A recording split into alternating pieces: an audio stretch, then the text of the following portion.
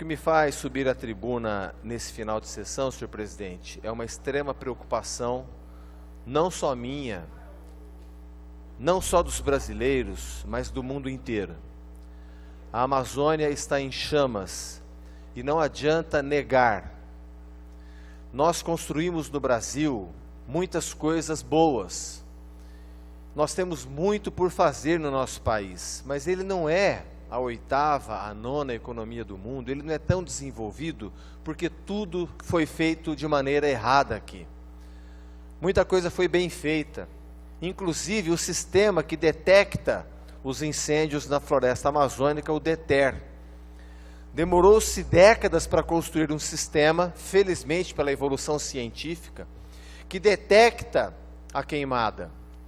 Nós temos o trabalho, uma força-tarefa, sempre tivemos no país uma força-tarefa, Polícia Federal, Ministério Público Federal, Aeronáutica e Exército, trabalhando em conjunto com o Ministério do Meio Ambiente para proteger a floresta amazônica, esse bioma de importância mundial. Aliás, de importância mundial para a vida.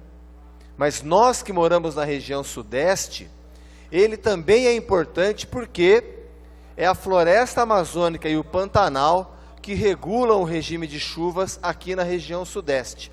Tanto é verdade que nós assistimos na segunda-feira essa nuvem negra que anoiteceu São Paulo às 15 horas e chegou em Ribeirão Preto também.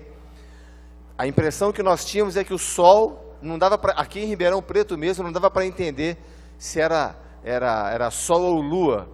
Dava para entender por causa do horário. Mas para quem não entende o que são os rios voadores, vai no Google agora, rios voadores, muito maiores que o rio Amazonas. Aqui na 9 de julho nós temos as nossas cibipirunas, que bombeiam 500 litros de água por dia. Por dia. As árvores de grande porte da floresta amazônica, 2.500 litros de água por dia. São trilhões de litros de água da evaporação que se unem à frente oceânica, que batem na Cordilheira dos Andes e vêm regular o regime de chuvas aqui na região sudeste, um serviço ambiental gratuito que a natureza nos oferece, como é o caso da polinização das abelhas também. Quem não sabia disso ficou sabendo agora por conta da fumaça, das queimadas. Aliás, foi interessante o atual ministro, antiministro do Meio Ambiente, Ricardo Salles, reclamando pela imprensa que estava com os olhinhos ardendo na segunda-feira, porque ele estava em São Paulo, com os olhinhos ardendo por conta das queimadas, por conta da poluição que alcançou São Paulo. Seria cômico não fosse trágico o antiministro dizer isso, porque esse ministro, Ricardo Salles, é o mesmo secretário do Alckmin que virou as costas para a Mata de Santa Teresa.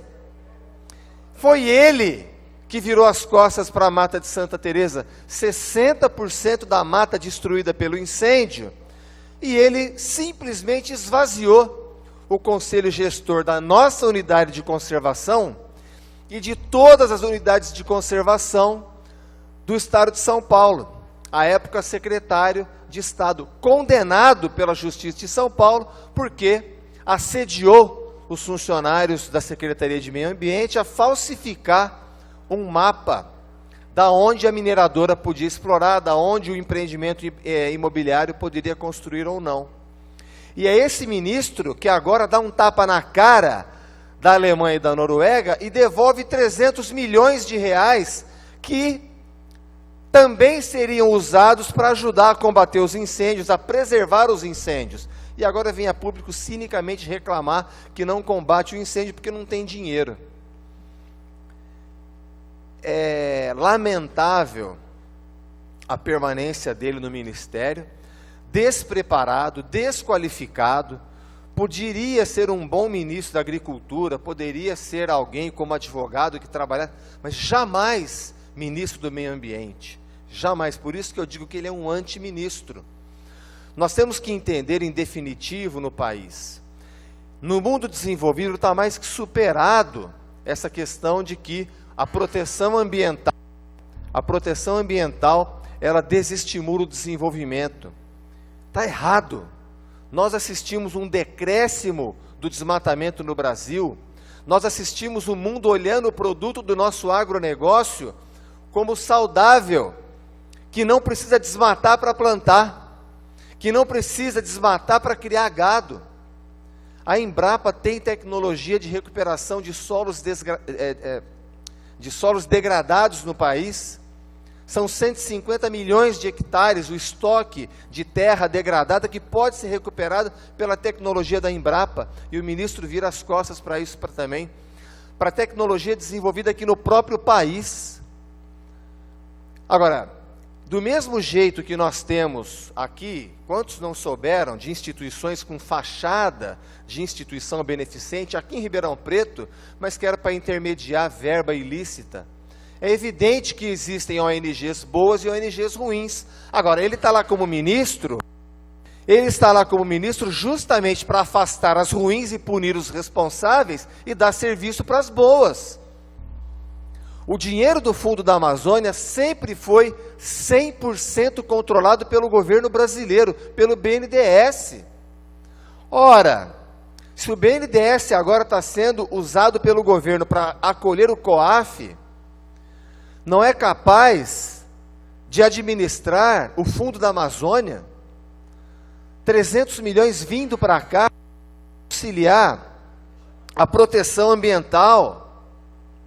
Meu Deus do céu, a crise ambiental ela é mais grave pelo seguinte: as lambanças que o governo do PT fez na gestão macroeconômica do país, jogou o país numa recessão econômica pavorosa. E de lá para cá estamos derrapando, tentando fazer o país voltar a crescer. Agora, uma boa gestão macroeconômica devolve a economia para os trilhos e faz com que a gente venha a crescer novamente. A questão ambiental não. A questão ambiental, os biomas de Amazônia, Pantanal, demoraram milhões de anos para ser construídos. E agora, esse ministro incapaz, desqualificado, irresponsável, que já prejudicou muito o estado de São Paulo, agora vira as costas para a nossa Amazônia, dizendo que o fantasma do imperialismo de fora do Brasil, querendo opinar na nossa soberania. Ora, ministro, tenha santa paciência, a Amazônia é nossa, o senhor tem a obrigação constitucional de protegê-la. Não por outro motivo, apoio o pedido de impeachment do senhor, porque não cumpre o que está escrito na Constituição brasileira, que determina que a sua autoridade de ministro venha proteger o bioma, venha proteger a Amazônia, venha proteger os brasileiros do equilíbrio ambiental. E não é o que o senhor está fazendo. Então precisa sair rapidamente, precisa deixar o ministério rapidamente, que seja alguém que venha proteger o meio ambiente, que venha proteger o bioma da Amazônia, que venha proteger a vida em harmonia com o desenvolvimento econômico, que é diferente de crescimento econômico. O crescimento é a qualquer custo, ali na frente para e nós sofremos as consequências. Desenvolvimento não. Há que se conciliar o desenvolvimento econômico com a preservação do meio ambiente. É o dever dele como ministro, senhor presidente, mas não é o que vem fazendo. Da mesma forma que usei essa tribuna para pedir ao governador Alckmin que tirasse o senhor do secretariado de São Paulo, peço agora ao presidente Bolsonaro que retire o senhor do ministério. Não é o seu lugar. Vá trabalhar com outras coisas. Serve para o meio ambiente. No meio ambiente o senhor é um antiministro.